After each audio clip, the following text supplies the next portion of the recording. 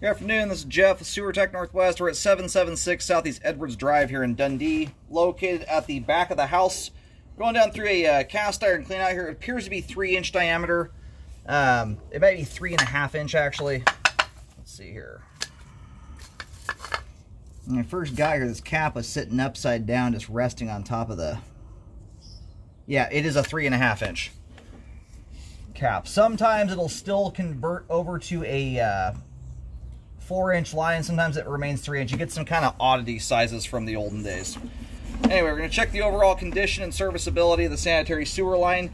The water is turned off of the house right now. I've got a little bit of water with me. I was able to do, I think, 2 full toilet flushes, maybe 1.5 flushes, but so I did get some water down the line here.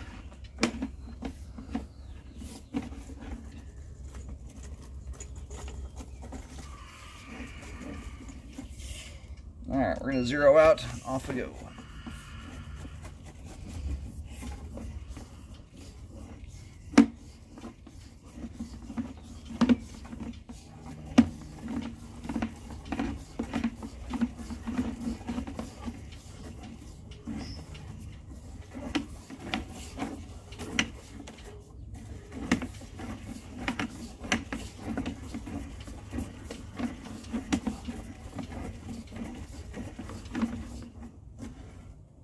And so far here, pretty clean looking piece of cast iron pipe there.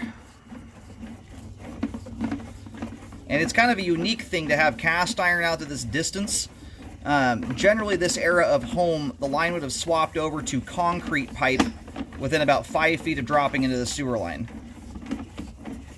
Cast iron, I mean, if you're going to have old pipe products, cast iron is generally the stuff to have. It holds up generally for a long time. This so far looks fantastic. I mean, especially considering its age. It's super clean, zero standing water.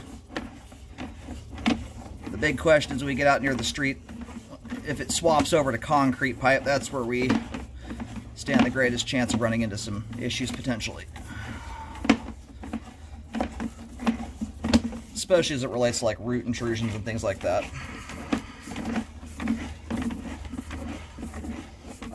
I know I've had a couple out here near this road that have remained cast iron up until the main lateral, so it'd be pretty cool if we get that same setup here.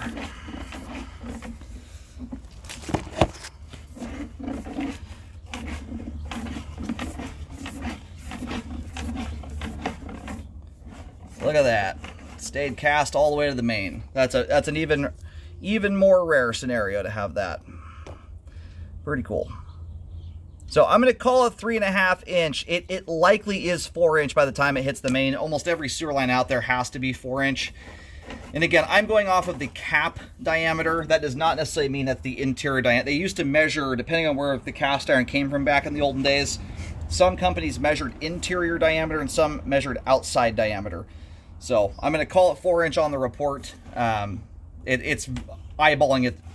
I wouldn't be able to tell you the difference between 1/2 of an inch. We're going to go locate really quick here. Alright, I located the camera head successfully. Line terminates on Southeast Edwards Drive. You'll see there's kind of a new asphalt patch very, very close to the curb, just out into the road.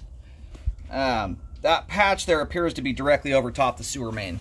So if you go and look, it's quite a distance to the right of the driveway. In fact, it looks like it's in front of the neighbor's yard. You'll see a white T marking in the street. That's where I'm locating the line connecting to the main. So I would keep my eyes peeled through title. There may be some kind of easement. Visually speaking, I don't know where the property lines are, but just visually speaking, the line appears to cross the street curb in front of the neighbor's property, not this one.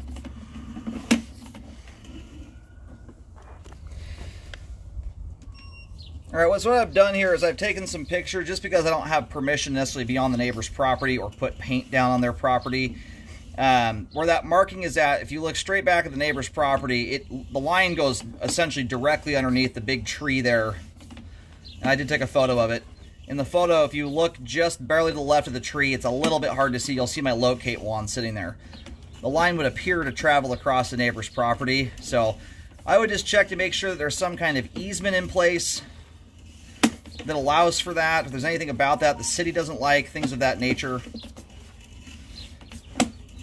And for all I know, the property line is over where the line is at. I don't know. Alright, still on the other side of the fence. I'm going to pull the camera back to just on this side of the fence and do a marking there too. That's purely a locate marking, not a repair marking.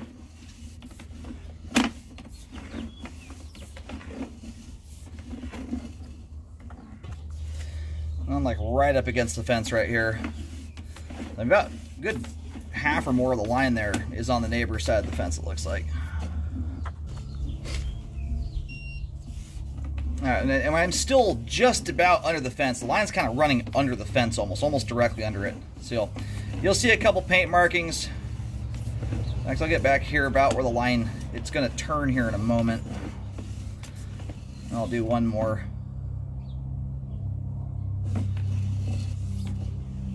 My camera right now is upside down, by the way. That turn looks like it's the wrong direction. It's because my camera's upside down.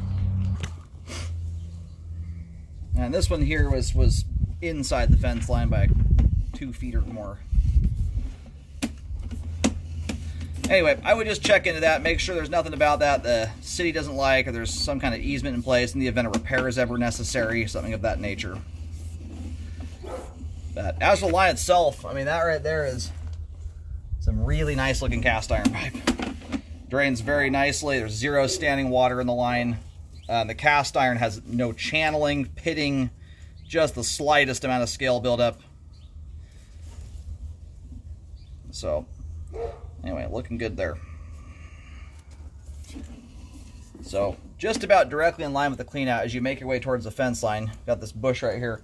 Just on the other side of that potted plant I'm looking at, you'll see a paint marking, and then it slowly makes its way about where I'm pointing at the fence right now. The line is running just almost directly underneath the fence line. Same with the other marking there before you go through that gated area. The line's functioning properly at this time. From the clean out all the way to the main lateral. Big thing here is just checking, make sure that the line can reside where it currently is. That's my only concern. Otherwise, very nice, clean looking piece of sewer pipe there.